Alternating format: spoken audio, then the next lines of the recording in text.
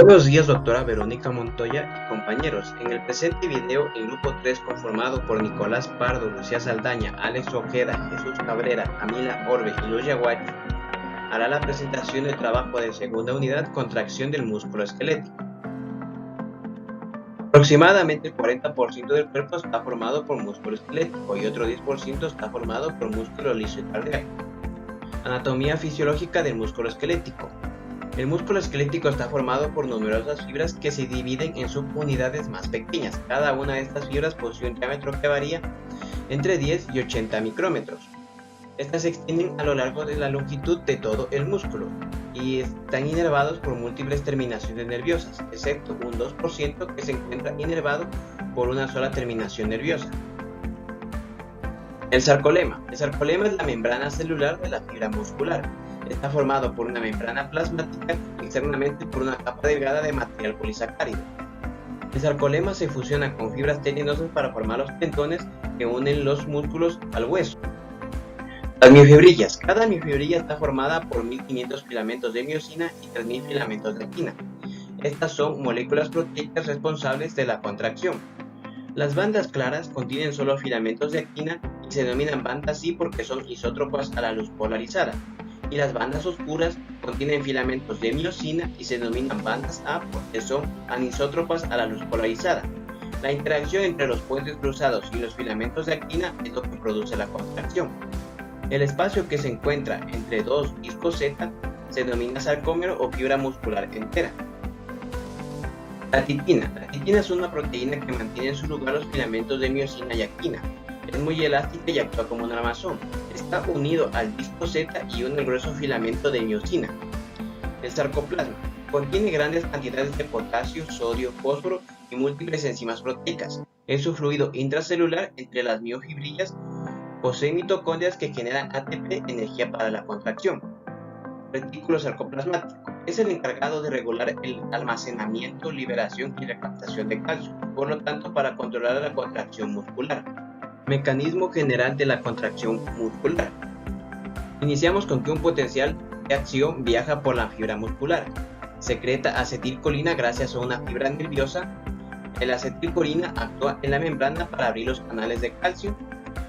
Esto permite el ingreso de sodio, lo que provoca una despolarización. El potencial viaja por la membrana y libera calcio por el retículo sarcoplasmático. Y el calcio inician fuerzas de atracción de los filamentos de actina, miosina, produciendo deslizamiento de contracción. En microsegundos, el calcio es bombeado de nuevo al retículo sarcoplasmático por bombas de calcio. Mecanismo molecular de la contracción muscular. La contracción muscular se produce por un mecanismo de deslizamiento de los filamentos y se puede encontrar en estado relajado y estado contraído. En estado relajado, los filamentos de actina se encuentran extendidos entre los discos Z y en estado contraído, la actina se encuentra traccionada, va a haber un deslizamiento de filamentos y una interacción de puentes cruzados. Características moleculares de los filamentos contráctiles. Los filamentos de miosina están compuestos por múltiples moléculas de miosina. Cada una de las moléculas de miosina tiene un peso molecular de 480.000. Esta se encuentra formada por 6 cadenas polipeptídicas, 2 cadenas pesadas, cada una con un peso molecular de 200.000 y 4 cadenas ligeras que tienen un peso molecular de 20.000. Las cadenas pesadas se enrollan en espiral para formar una hélice doble que se denomina cola de la molécula. Un extremo de cada una de estas cadenas se pliega bilateralmente para formar una estructura polipeptídica globular denominada cabeza de miosina. Los brazos y las cabezas que protruyen se denominan en conjunto puentes cruzados. Cada puente cruzado es flexible en dos puntos denominados bisagras, una en el punto en el que el brazo sale del cuerpo del filamento de miosina y la otra en el punto en que la cabeza se une al brazo. La longitud total de los filamentos de miosina es de 1,6 micrómetros. Está enrollado de modo que cada par sucesivo de puentes cruzados está desplazado en sentido axial 120 grados con respecto al par previo. Esta torsión garantiza que los puentes cruzados se extiendan en todas las direcciones alrededor del filamento. Actividad adenosina trifosfatasa de la cabeza de miosina. Esta propiedad permite que la cabeza escinda el ATP y que utilice la energía procedente del enlace fosfato de alta energía del ATP. Los filamentos de actina están conformados por actina, tropomiosina y troponina. Las moléculas de G-actina polimerasas tienen un peso molecular de 42.000 y se le une a una molécula de ATP, las cuales son los puntos activos de los filamentos de actina con los que interactúan los puentes cruzados para producir la contracción muscular. El filamento de actina tiene una longitud de 1 micrómetro. Sus bases se anclan fuertemente en los discos Z y los extremos protruyen en ambas direcciones. Moléculas de tropomiosina. Tiene un peso molecular de 70.000 y una longitud de 40 nanómetros. En estado de reposo, las moléculas de tropomiosina recubren los puntos activos de las hebras de actina, de modo que no se puede producir atracción entre los filamentos de actina y de miosina para producir la contracción. Troponina y su función en la contracción muscular. Son complejos de 3 subunidades. La troponina I tiene una gran afinidad por la actina, la troponina T por la tropomiosina y la troponina C por los iones calcio. Se cree que este complejo une la tropomiosina a la actina y que la intensa afinidad de la troponina por los iones calcio inicia el proceso de la contracción. Interacción de un filamento de miosina 2 de actina y el ion calcio en la producción de la contracción. Inhibición de la contracción. Cuando un filamento de actina puro se une a las cabezas de las moléculas de miosina y nuevamente se une al complejo troponina-tropomiosina, no va a darse la contracción, es decir, no hay unión entre actina ni miosina. Activación del filamento de actina por iones calcio. Cuando hay grandes cantidades de calcio, se inhibe el efecto ya mencionado anteriormente, dando lugar a la contracción. Vamos con la teoría de la cremallera. Cuando se da la activación por el calcio, va a dar una activación, es decir, una unión entre los puntos activos de la actina y lo que serían las cabezas de los puentes cruzados, dando así la contracción del músculo. ATP como fuente de energía en la contracción. Cuanto mayor sea el trabajo, mayor cantidad de ATP se escinde. Y todo este proceso de unión y separación de filamentos lo que va a hacer es que se repite una y otra vez, haciendo que los filamentos de actina desplacen la membrana Z hasta los extremos de los filamentos de miosina. El efecto de la cantidad de superposición de los filamentos de actina y miosina. A la derecha se muestran los grados de superposición de los filamentos de miosina y actina, y aquí se puede observar en el punto del filamento de actina que ha producido una atracción en toda la longitud, y se puede ver que no hay superposición con una tensión de 0. Después, a medida que se va acortando, lo que sucede es que ya hay superposición y la tensión va a ir aumentando progresivamente y se va produciendo una rápida disminución de la fuerza de contracción. Efecto de la longitud muscular sobre la fuerza de contracción en el músculo intacto entero. Entonces, cuando una fibra del músculo está en reposo, quiere decir que tiene 2 micrómetros, pero cuando se le aplica una fuerza máxima, lo que sucede es que va a aumentar la tensión activa y va a disminuir la distensión. Si aumenta la tensión, disminuye lo que es lo contrario, la distensión. Aquí se puede observar la relación de la velocidad de contracción con la carga. Cuando un músculo esquelético está frente a una carga nula, tarda en dar la contracción 0.1 segundos, pero cuando se aplica una carga que ya es más pesada, lo que sucede es que la velocidad va a ir descendiendo y la fuerza neta para producir la velocidad de cortamiento se ve reducida proporcionalmente. Energética de la contracción muscular. Cuando un músculo se contrae contra una carga, está realizando un trabajo que amerita de energía que procede de reacciones químicas de las células musculares en la contracción. 3 fuentes de energía para la contracción muscular. La primera fuente de energía que se utiliza para reconstituir el ATP es la sustancia fosfocreatina, que contiene un enlace fosfato de alta energía y es capaz de producir una contracción muscular máxima durante solo 5 a 8 segundos. La segunda es la glucólisis, del glucógeno que se ha almacenado previamente en las células musculares. La tercera es el metabolismo oxidativo. Más del 95% de toda la energía que utilizan los músculos para la contracción sostenida a largo plazo procede de él. Eficiencia de la contracción muscular. Se calcula como el porcentaje del aporte de energía que se convierte en trabajo en lugar de en calor. El porcentaje de aporte energético al músculo que se puede convertir en trabajo es menor del 25% y solo se puede conseguir la eficiencia máxima cuando el músculo se contrae a una velocidad moderada que es el 30%. Características de la contracción de todo el músculo. Se demuestran desencadenando espasmos musculares únicos. Las contracciones isoméricas no acortan el músculo, mientras que las contracciones isotónicas lo acortan a una tensión constante. En el sistema isomérico, el músculo se contrae contra un transductor de fuerza sin disminuir la longitud del músculo, mientras que en el sistema isotónico, el músculo se acorta contra una carga fija. Características de los espasmos isoméricos que se registran en diferentes músculos. Los movimientos oculares deben ser muy rápidos para proporcionar la exactitud de la visión. El músculo gastrocnemio se debe contraer con una rapidez moderada para proporcionar una velocidad suficiente de movimiento de la extremidad. Y el músculo sóleo participa principalmente en la contracción lenta para el soporte continuo a lo largo del cuerpo contra la gravedad. Fibras musculares rápidas frente a lentas.